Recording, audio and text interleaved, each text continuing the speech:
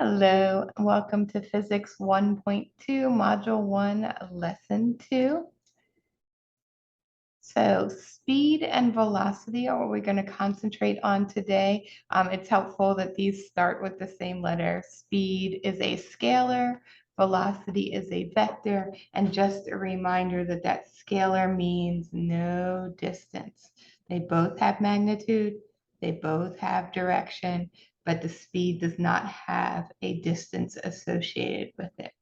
Okay? So your speed is your distance over your time, and that is your whole path divided by how much time it took you to go on that path.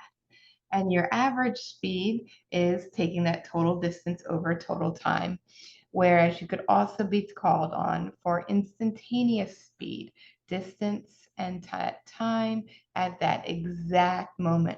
So think about this in cars. Your speedometer is instantaneous speed.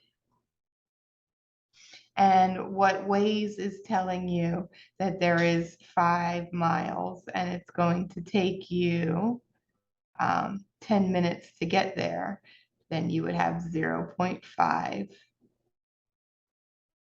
miles per minute as your average speed. Now your velocity is your displacement. So that is your delta D. Remember, when it's delta, it is going to be your distance final minus your distance initial. It is only concerned what your starting and your end points, just like delta T, time final minus time initial. Okay? And initial just means start, final means end. And if you are doing this very clearly, you'd have parentheses there so you don't mess up your order of operations. And can you have instantaneous velocity? Yes, because as long as you're saying the distance. So when you're on the highway and the speedometer says you're going 65 miles per hour, if you have your compass there saying 65 miles per hour and you're north, then that is your velocity as you travel. And the best thing to do when they give you these word problems for talking about distance and displacement is to go through slowly, step by step, and create a table. So section 1 will be the first thing that Jorge does. So he's watching a game, and at halftime, he went to the refrigerator 2 meters away. Okay, so how far did he go? Path-wise, distance-wise, he went meters. Okay. Um, and he went 2 meters away. And how long did that take? 2 minutes. Next, he walked to 5 meters to the front door to get the mail. Okay. He went 5 more meters to get to the mail. And how long did that take him? It took him 1 minute to get to the mail. So that 1 minute is when he is in motion.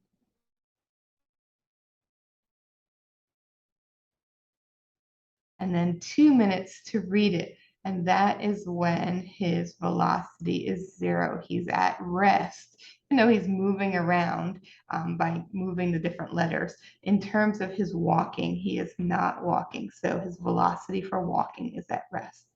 So 5 meters took him 1 minute and 0 minutes were traveled for that 2 minutes at rest. And lastly, he walked 1 minute to a different chair, and that chair was 1 meter away from the front door. Okay, so I have this staggered here just so you can see that progression. Because if you have to plot those points, you're not going to plot a point at 5 and 1. You would plot that point at 7 because we're now 7 meters away and 3 minutes away. So you have to make sure that you're getting that cumulative part if you're asked to plot it in sections.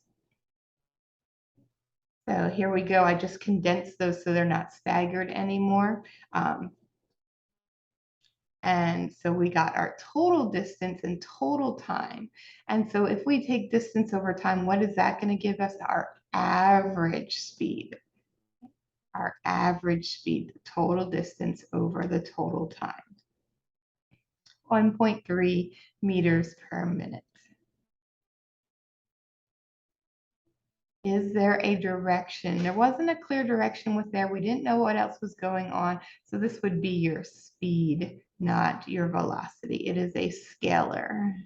Okay. If we had to do instantaneous speeds, we could look at those individual parts. 2 meters took 2 minutes. 5 meters took 1 minute. 0 meters, oops, 0 meters took 2 minutes. And 1 meter took 1 minute.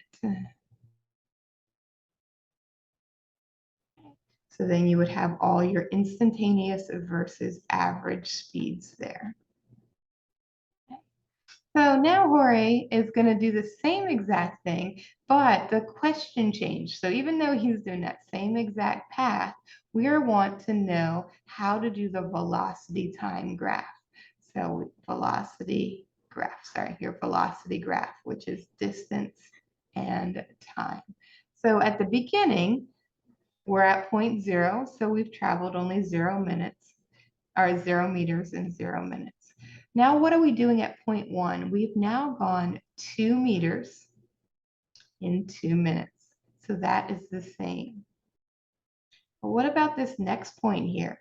We have now gone 7 meters total in 3 minutes. And then we just keep adding up those cumulatives there. So it is always going to be the current distance plus the earlier distances, and you sum all of those up to get that answer. And cumulative times work that same way. 2 minutes, then 3 minutes, 5 minutes, and 6 minutes.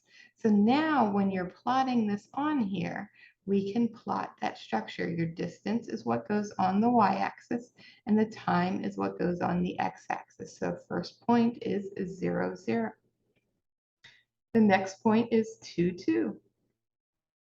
The next point is 7, 1, 2, 3, 4, 5, 6, 7, and 3.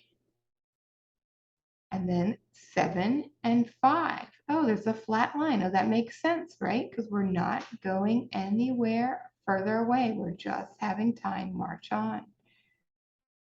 And 8 and 6. So now you could connect the dots to kind of see the pathway that we're going on. Are all these straight line segments? Yep. So we know acceleration is 0. Okay. We know the velocity is constant for each line segment. It's not constant for the whole thing, but it's constant for each segment.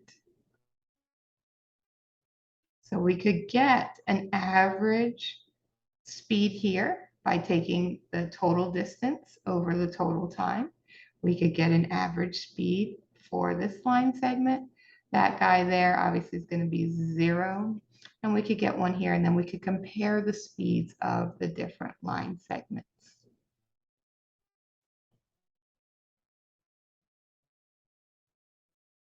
Okay. And obviously, if you have a different way of doing this, just go for it. You just want to get that same graph we had at the end there.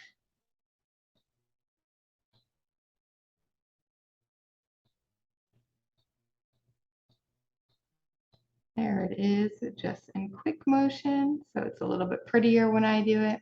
Okay, so this time we have the speed time. So before what we were doing and what we did on the last one was your position versus time.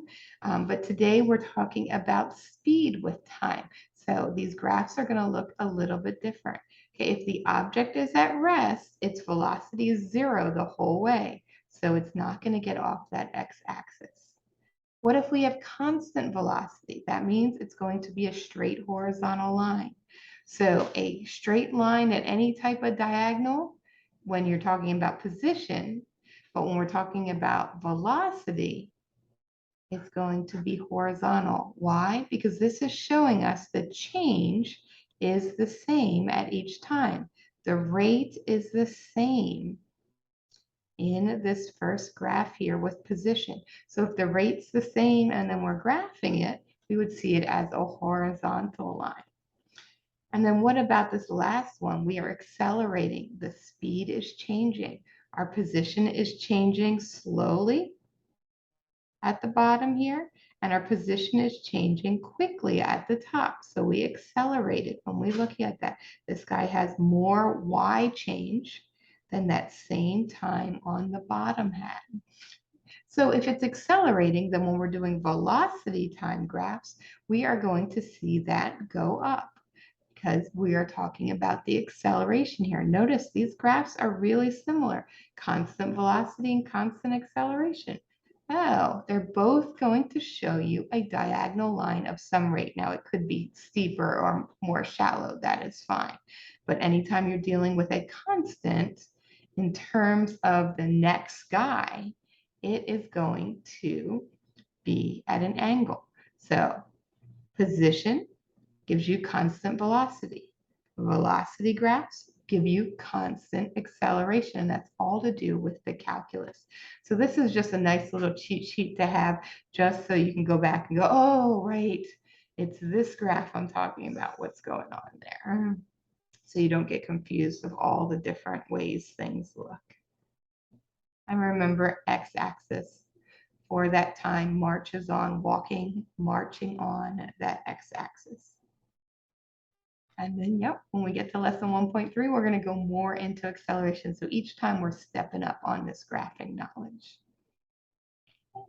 And have a great day. Remember, you always come to those drop-in help sessions or send me an email or come to a live if this is not sufficient.